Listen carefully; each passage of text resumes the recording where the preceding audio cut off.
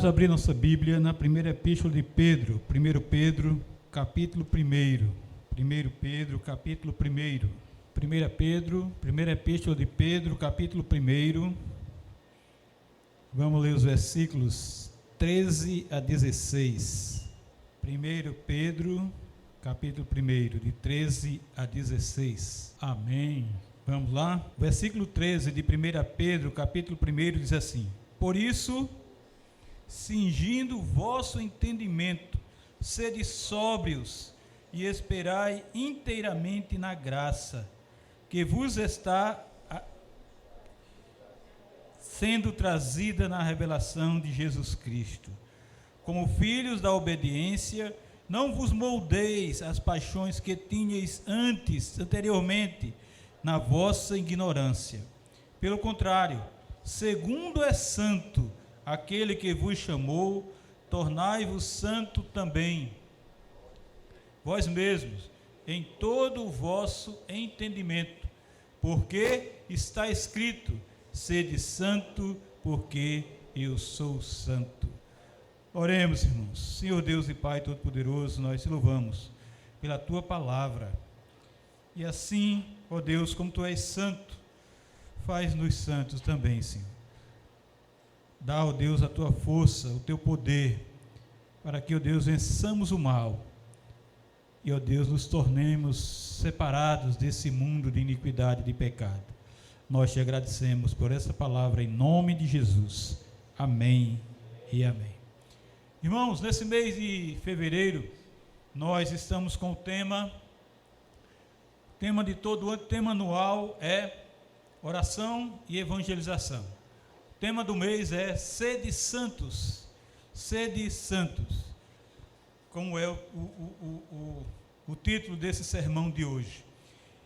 E nós vemos em Pedro um encaminhamento, ele nos ensinando aqui o caminho da santificação, ele nos mostrando essa realidade tão grande que o Senhor nos dá através da sua salvação, e agora, salvos e agora crentes no Senhor Jesus, nós temos que desenvolver, trabalhar essa santificação em nós, porque o Espírito de Deus que está em nós nos santifica, mas nós também temos a nossa parcela de responsabilidade, de nos afastarmos do mal, de fugirmos do mal desse mundo, para que sejamos separados de toda iniquidade, de toda promiscuidade desse mundo pecaminoso que jaz no maligno. Então, nós podemos aprender com Pedro o que Deus quer de nós, o caminho que Deus quer que nós andemos, e ele explica, irmão, de maneira tremenda como viver em santidade e por que viver em santidade. Por isso, cingindo-vos o vosso entendimento, sede sóbrios e esperai inteiramente na graça. Lá no início, Pedro se apresenta, e ele, como líder da igreja de Jerusalém, Simão passou a ser conhecido como Pedro, ou Simão Pedro, como disse Jesus. Pedro expressa sua autoridade e influência usando o nome que Jesus lhe deu quando se tornou discípulo do Cristo. Apesar, irmão, de pertencer ao círculo mais íntimo dos 12 discípulos durante o ministério de Jesus aqui na terra, Pedro se coloca no mesmo nível de todos os outros discípulos. Ele não queria ser melhor, não queria ser maior, não queria ser o mais importante. Ele não precisa explicar ou defender seu apostolado, como por exemplo é o caso de Paulo, na maior parte de suas epístolas, porque, como nós estudamos quinta-feira aqui, por coincidência, Paulo não era reconhecido, Pedro sim. Pedro era reconhecido, eles sabiam que Pedro era apóstolo, mas Paulo não era reconhecido pelos judeus como apóstolo. Ele se refere a si mesmo simplesmente como apóstolo de Jesus Cristo, como nós vemos no início ele dizendo: Pedro, apóstolo de Jesus Cristo, aos eleitos que são forasteiros na dispersão, no Ponto, Galácia, Capadócia, Ásia e Bitínia. Então ele simplesmente se apresenta, refere a si mesmo como apóstolo de Jesus Cristo. Junto com os outros apóstolos, Pedro recebeu o derramamento do Espírito Santo no dia de Pentecostes. E assim ele saiu com todo o poder do Espírito Santo e proclamou a ressurreição de Jesus por onde ele passou. Ele escreve sua carta ao povo eleito de Deus, forasteiro no mundo disperso, como foi lido, no Ponto, Galácia, Capadócia, Ásia e Bitínia. E ele enfatiza, irmãos, esse termo, eleitos de Deus. No grego, o adjetivo eleito ou escolhido aparece no plural, e sim as palavras de Deus, para assim qualificá-los. Esses eleitos de Deus são seu povo, separados do mundo, sentindo o ódio do mundo e suportando todo e qualquer sentimento de perseguição. Jesus disse que nós seríamos perseguidos. E Pedro, junto com os outros discípulos, provaram disso.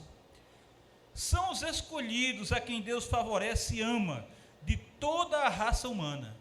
Deus escolheu o seu próprio povo, como está lá em Mateus 22,14, porque muitos são chamados, mas poucos os escolhidos. Esses são os eleitos de Deus, são realmente os escolhidos. Então, Pedro fala de Deus, o Pai, nessa carta. Ele expressa também a ação do Espírito Santo e também a ação de Jesus Cristo. E ele não está preocupado com a ordem aqui. A ordem foi escolhida por ele. É simplesmente arbitrária, pois ele não está interessado na sequência: Pai, Deus, Jesus e Espírito Santo, mas na função que cada pessoa da Trindade desempenha. Deus o Pai conhece de antemão e escolhe o pecador. Ao descrever Deus como Pai, Pedro deixa implícito que aqueles que fazem parte do povo de Deus, ao qual Pedro chama de eleitos, são de fato filhos de Deus. Paulo confirma isso, diz: os eleitos são de fato filhos de Deus. E Pedro escreve sua epístola, essa epístola aos eleitos, que foram escolhidos através da obra santificadora do Espírito, o Espírito Santo. Escolhidos através da obra santificadora do Espírito Santo. Isso é importante, irmãos. Eleitos e escolhidos através da obra, da ação, da atitude santificadora do seu Espírito, que é santo. Então a obra dele é de santificação. Quando Pedro fala da obra santificadora do Espírito Santo, ele determina a diferença aqui, irmãos, entre o Deus Santo, Santo, Santo, como nós cantamos aqui, e o ser humano pecador. Ele diz: aqui está o Deus Santo, Santo, Santo, e aqui está o ser humano pecador. O Espírito está em ação quando torna o ser humano santo e aceitável aos olhos de Deus.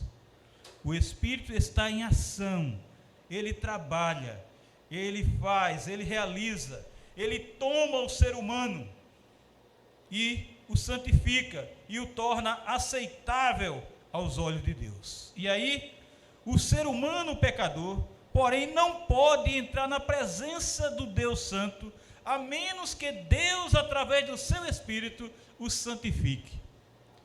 Veja que interessante. Deus quer os seus eleitos na sua presença, e ele providencia isso, porque o ser eleito, ainda pecador, ele vai ser santificado pelo seu Espírito Santo, para ter acesso ao local santo, na presença de Deus. Deus nos escolheu desde o princípio para a salvação, pela santificação do Espírito e fé na verdade, diz Paulo aos Tessalonicenses, capítulo 2, versículo 13. Na segunda epístola de Paulo aos Tessalonicenses, ele diz aí: Deus vos escolheu desde o princípio para a salvação, pela santificação do Espírito e fé na verdade. A obra santificadora, irmãos, do Espírito é uma atividade contínua ou um processo, e não é um ato que resulta no estado de santidade perfeita. Você crê no Senhor Jesus, o Espírito Santo atua em sua vida, você é santo e daí em diante você não vai pecar. Não! Há um processo. Você só vai deixar de pecar quando você sair desse mundo para a vida eterna. Nesse processo, o ser humano não permanece passivo enquanto o Espírito Santo age. A pessoa também está profundamente envolvida, tem responsabilidade. Você tem que fugir da presença do mal. Você tem que ouvir a voz do Espírito Santo e dizer: se for por aí, a vaca vai para o brejo. Se for por aí, você vai pecar. Se for por aí, você vai cair. Então nós temos a nossa responsabilidade também. Assim como os profetas do Antigo Testamento prescrutaram a revelação de Deus a fim de compreenderem seu significado, assim também os leitores da carta de Pedro devem considerar a palavra de Deus com a mesma sobriedade, como disse Pedro. Deus deu aos cristãos sua palavra e por meio dela a segurança de sua salvação. Por isso, irmãos, que é importante ouvir a palavra de Deus, ler a palavra de Deus, meditar a palavra de Deus, porque assim como essa palavra foi poderosa na vida dos profetas e na boca dos profetas no Antigo Testamento, assim hoje esta palavra atua com o mesmo poder na nossa vida. Essa palavra que tem o poder de nos transformar, essa palavra que tem o poder de nos entregar a Cristo Jesus, compreendermos que somos pecadores, que dependemos da graça e misericórdia do Senhor, que dependemos da assistência do Senhor, e de sabermos que sem Ele, sem Cristo Jesus, nós não vamos para a eternidade, nós não vamos ter vida eterna com Ele, mas sim morte eterna na condenação eterna. Por isso, quando chegamos lá no versículo 13, tratando sobre a santidade na vida, Pedro diz: por isso, cingindo-vos o vosso entendimento, sede sóbrios e esperai inteiramente na graça que vos está sendo trazida na revelação de Jesus Cristo, no Evangelho, na palavra de Deus, na verdade do Novo Testamento. Tendo recebido o dom da salvação, irmãos, os crentes não podem desprezar esse tesouro, não podem desprezar essa dádiva, essa graça de Deus, esse favor imerecido. Os filhos de Deus, e assim é esperado que façam a vontade do seu Pai Celeste, são filhos de Deus. Recebemos a salvação, não vamos desprezar esse tesouro, e como filhos de Deus, a esperança é que façamos a vontade de Deus, a vontade do nosso Pai Celestial, em todos os momentos da nossa vida, em toda a caminhada da nossa vida. Por isso meditamos na palavra, por isso ouvimos as pregações da palavra, por isso estudamos, por isso pesquisamos, por isso vamos atrás de grandes comentaristas que nos traz essa verdade, que nos traz essa realidade, para que nós aprendamos a palavra de Deus, para que nós compreendamos essa verdade de Deus. Pedro diz aos seus leitores o que fazer por meio de uma série de imperativos. Preparem sua mente para agir, cingindo os quadris do vosso entendimento. Pedro está dizendo: não permita que qualquer coisa atrapalhe seu entendimento. Não permita que seu pensamento, que sua mente saia vagando por aí. E é isso que acontece. eu não consegui dormir essa noite. Aí você pergunta, irmão, por que, irmão? Porque eu fiquei uma coisa na minha cabeça, pensando o tempo todinho, não me deixou dormir. É sempre assim. É sempre assim. Quando a gente não consegue dormir, uma coisa está ali, maquinando, batendo ali o tempo todo. A mesma coisa. Você passa de 10 horas da noite até 6 horas da manhã acordado, e a mesma coisa está ali, maquinando o seu pensamento, não deixando você dormir. Não permita que qualquer coisa atrapalhe seu entendimento. Não permita que qualquer coisa tire o seu sono. Não permita que qualquer coisa invada a sua mente e faça com que você não durma uma noite tranquila. A sua consciência espiritual, o seu relacionamento consciente com Deus deve ser de paz, de tranquilidade, de felicidade, de alegria, para que você tenha paz, tenha tranquilidade, tenha harmonia, tenha sobriedade em seu viver. O termo também significa que sua mente está pronta e é capaz de pensar ativamente no sentido de promover o nome de Deus, sua vontade e seu espírito, focado nesse serviço, focado nesse trabalho, promover o nome de Deus, promover a sua vontade, promover o seu reino. Pedro também diz, tenha um autocontrole. Ele exorta os leitores à sobriedade, em 3 ocasiões, como lemos aqui, por isso cingindo-vos o vosso entendimento, sede sóbrios, não viver embriagado com as coisas desse mundo. Muitas vezes a gente pensa que só o que embriaga é bebida alcoólica. Não, muitas coisas nesse mundo nos embriagam. Quando ficamos ali martelando, como colocamos aquelas coisas na cabeça, e ficamos a noite toda pensando naquilo. Lá no capítulo 4, versículo 17, diz assim: porque a ocasião de começar o juízo pela casa de Deus é chegada. Ora, se primeiro vem por nós, qual será o fim daqueles que não obedecem o Evangelho de Deus? Se nós não temos, irmãos, autocontrole, se nós não seguimos a verdade do Senhor, nós vamos cair. Vai chegar o Senhor para nos julgar e nós vamos estar por outros caminhos. Nós vamos estar embriagados com muitas coisas desse mundo. Deus é chegada. Ora, se primeiro vem por nós, qual será o fim daqueles que não obedecem o Evangelho de Deus? Se nós não estivermos vigilantes, preparados, a coisa vai pegar, e o Senhor vem, e nós vamos estar olhando para o mundo, olhando para as coisas. Lá no capítulo 5, versículo 8, diz, sede sóbrios e vigilantes, o diabo, vosso adversário, anda em derredor, como leão, que ruge, procurando alguém para devorar. Temos que estar prontos, temos que estar preparados.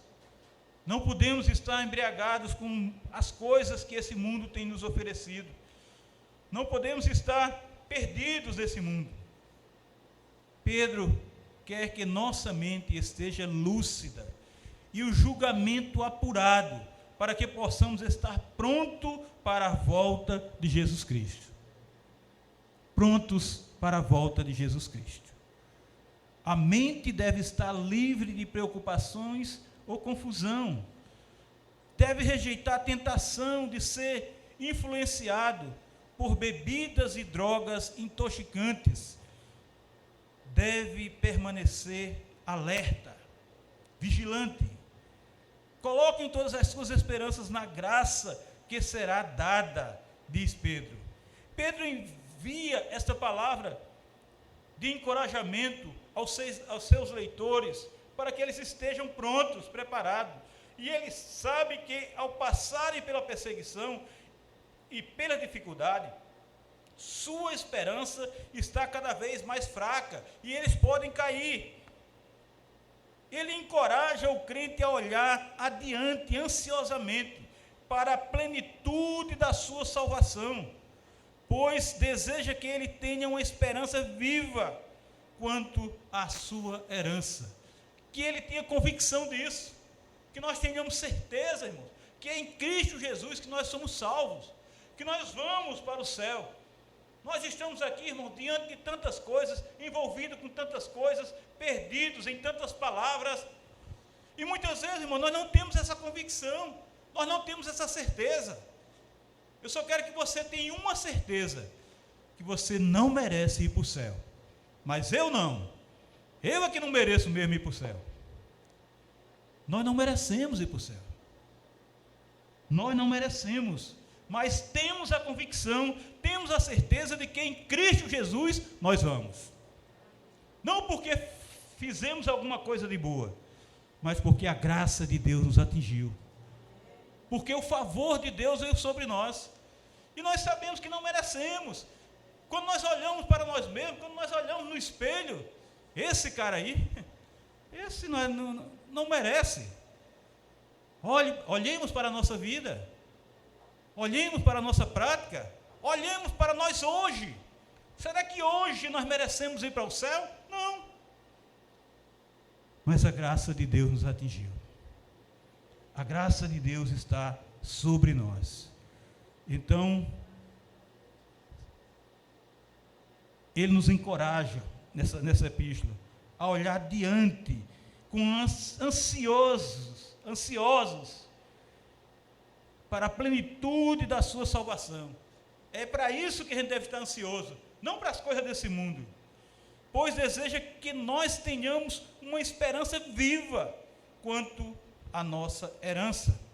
Sabemos que a graça nos é trazida pela obra de Jesus Cristo, que se cumprirá quando Ele vier. Quando Ele vier, tudo se cumprirá.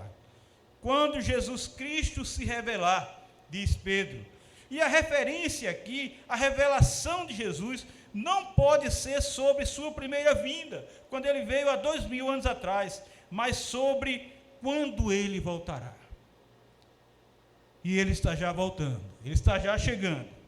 Quando Jesus chegar, na ocasião apropriada, Ele trará para seus crentes o cumprimento da sua salvação, a coroa imarcessível da glória. Quando Ele se revelar, sua obra redentora se completará em todos os crentes. Tudo que Ele veio fazer, Ele fez, e isso será completa, será real, será realidade. Nós vamos saber, ver que Jesus fez realmente, quando nós estivermos na glória do Senhor.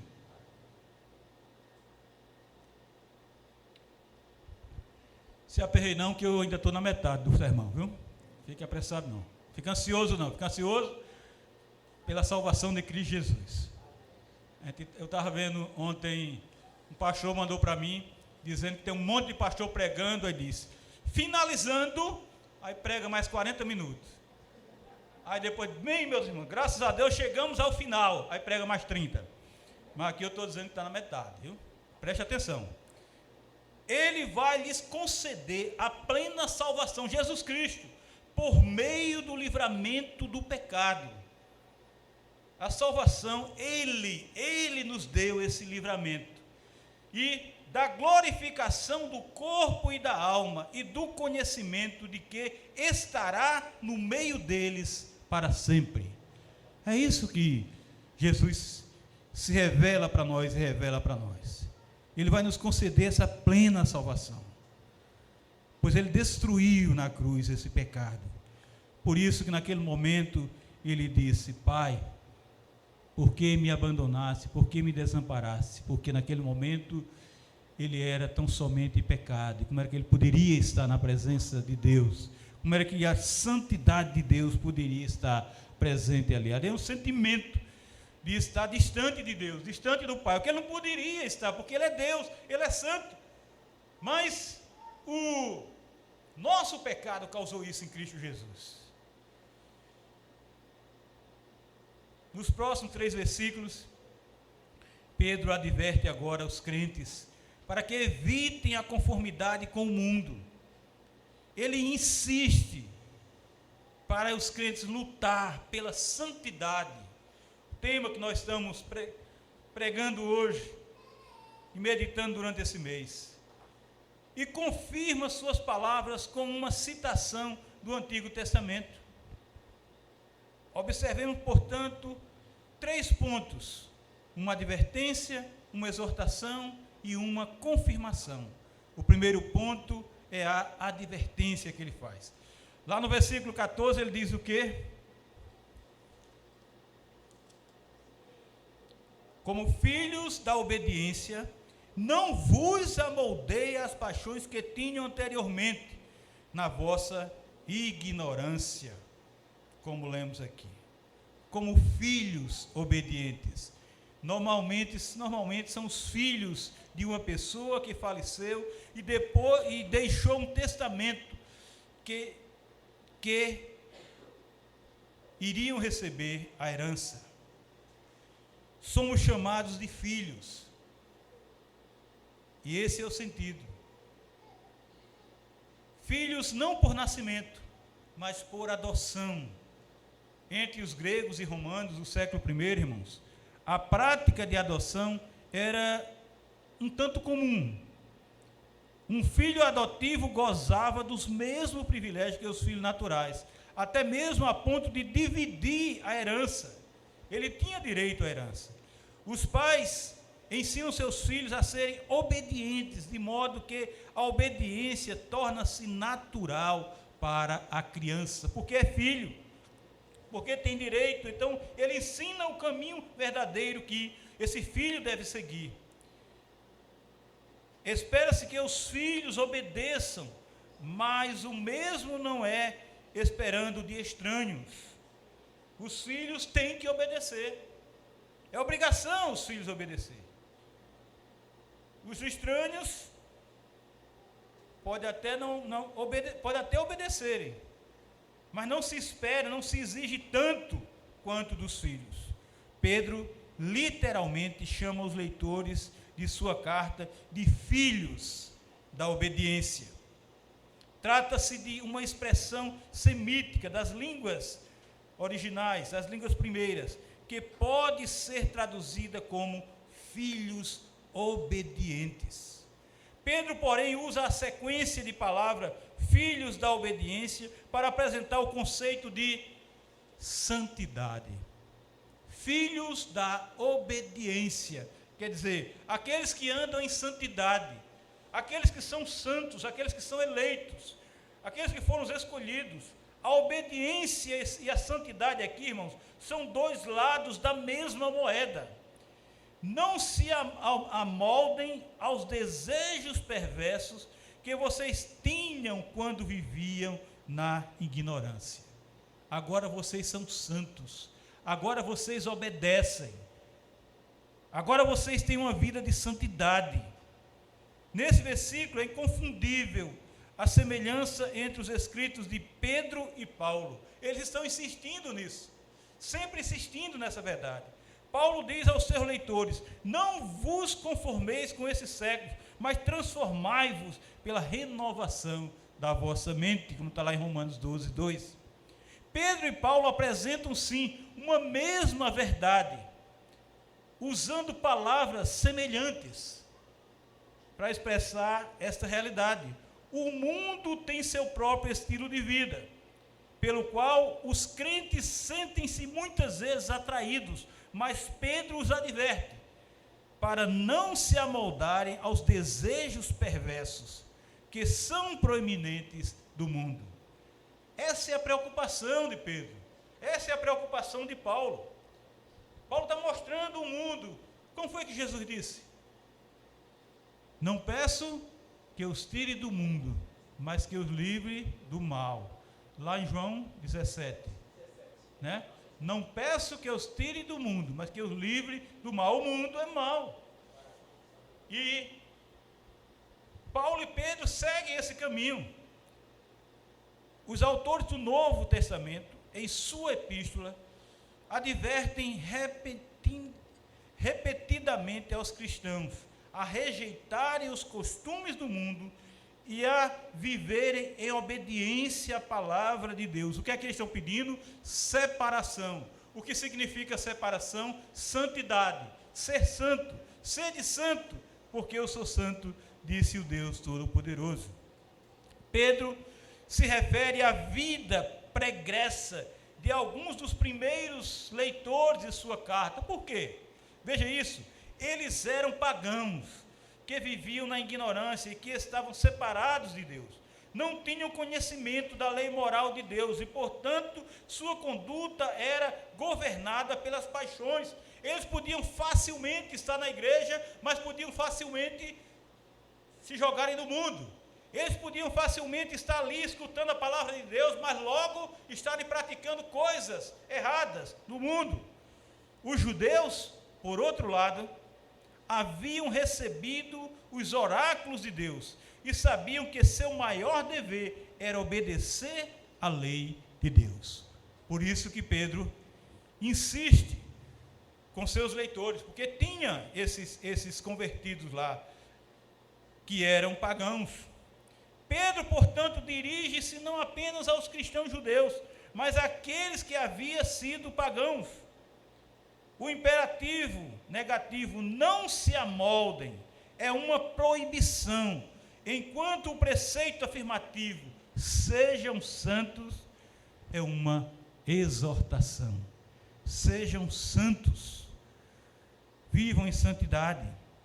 Pedro sabe que a tentação de voltar à sua antiga conduta é algo real para os leitores e que alguns deles podem ter fraquejado, podem ter caído.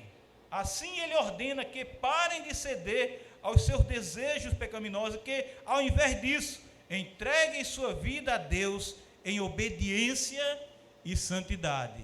Em obediência e santidade. Lá no versículo 15, já estamos chegando no versículo 15,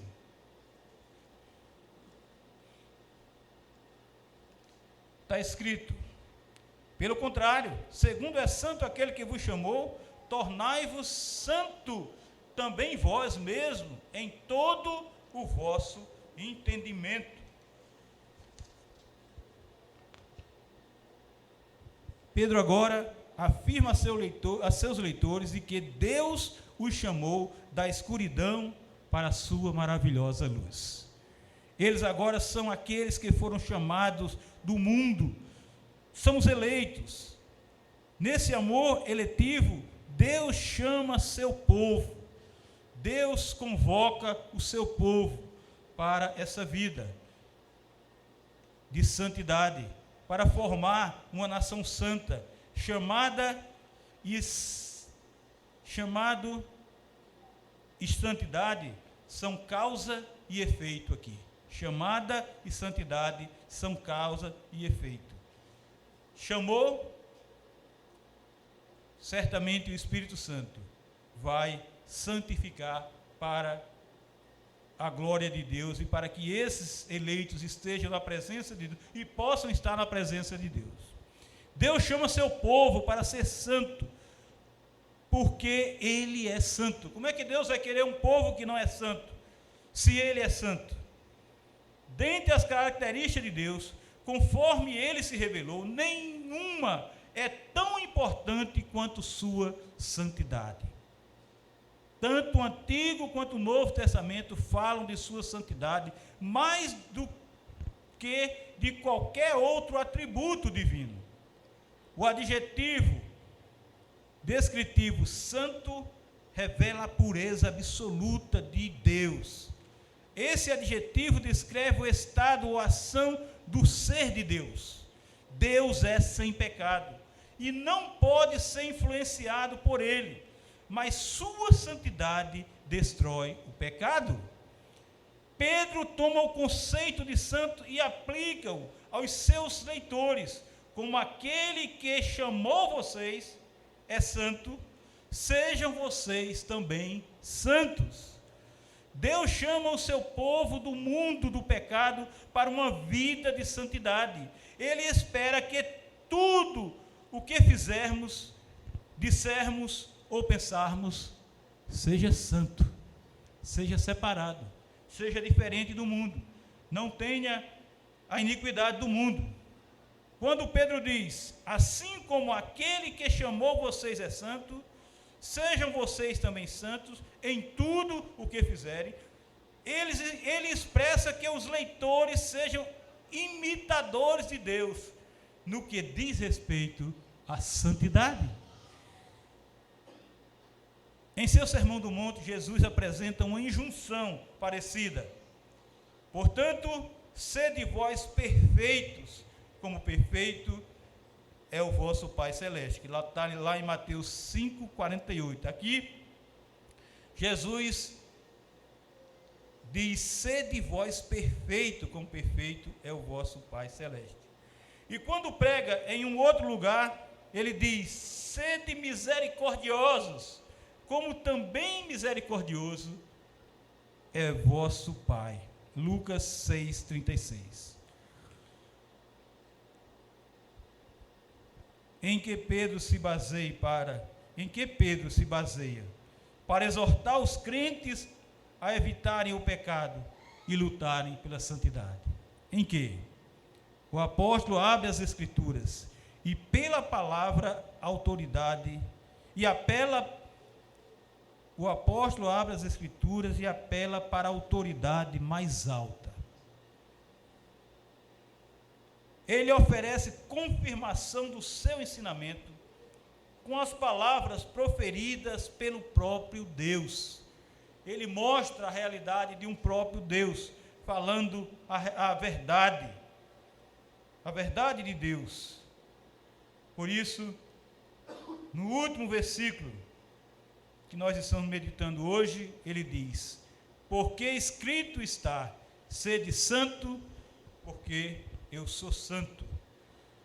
Quando Jesus foi tentado por Satanás, ele desarmou o diabo ao usar a frase, está escrito, e citações apropriadas das Escrituras. Lá em Mateus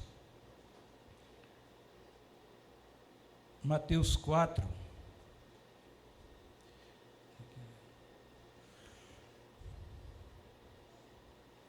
Mateus 4, versículo 4, ele diz assim, Jesus, porém, respondeu, está escrito, não só de pão viverá o homem, mas de toda a palavra que procede da boca de Deus. Da palavra que procede da boca de Deus. No versículo 7,